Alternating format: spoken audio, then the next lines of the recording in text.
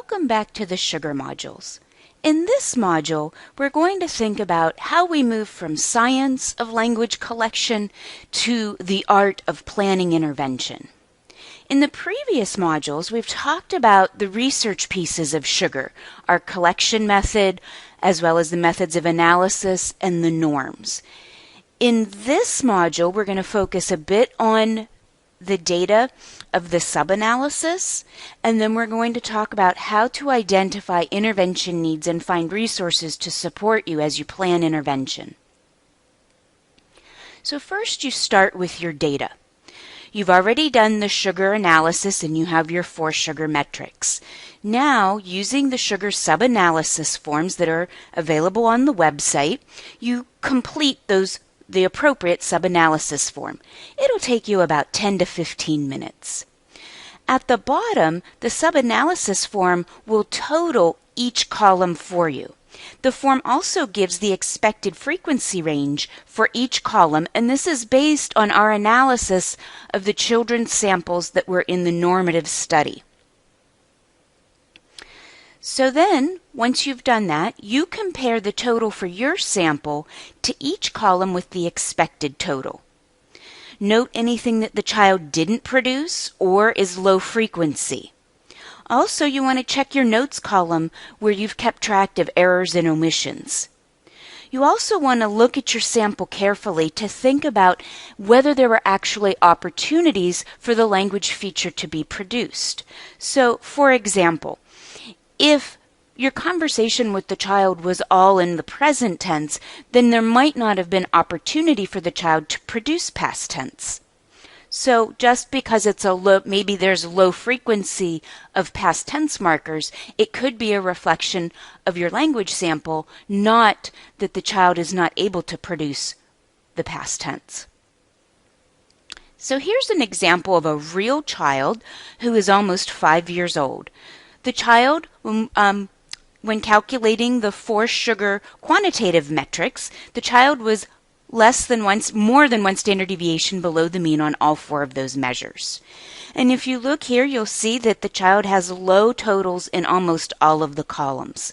Now that could be low productivity overall, but then there's also some concerns such as only using the is form of the copula, no use of the form to or do or does. So there are some concerns here. So what we would want to do for this child is to look to see those features that weren't used. Do we see any use of them in the standardized testing? We can probe for those missing features to see if the child is able to use them. And we also want to maybe provide other opportunities for the child to produce some of those low frequency features. We could do this through dynamic assessment, as well as other data collection measures, so talking to the teacher, looking at work samples from the classroom, etc. For the child in the previous sample, if we have collected other data and determined that yes, we think there's a language impairment, some possible targets could be expanding the noun phrases, adding more 3-element noun phrases, as well as other personal pronouns,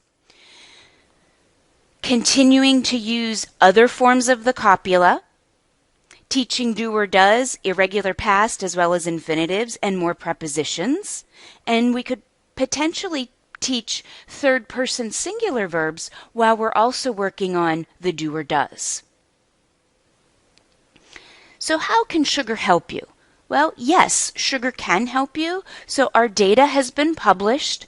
The sub-analysis data has been published in the Perspectives article cited for you here. So all of the data is available so that you can compare your child to our data. We have other sugar modules that have resources thinking about intervention, as well as websites and other references.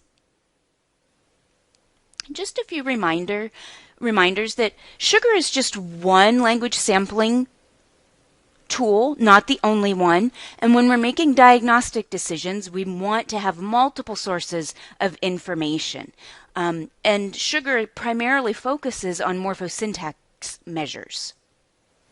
So other concerns such as social communication or pragmatic issues, we have not addressed using the sugar method. However, it is free and it's research-based, so it could provide you at least some ideas about possible directions for intervention.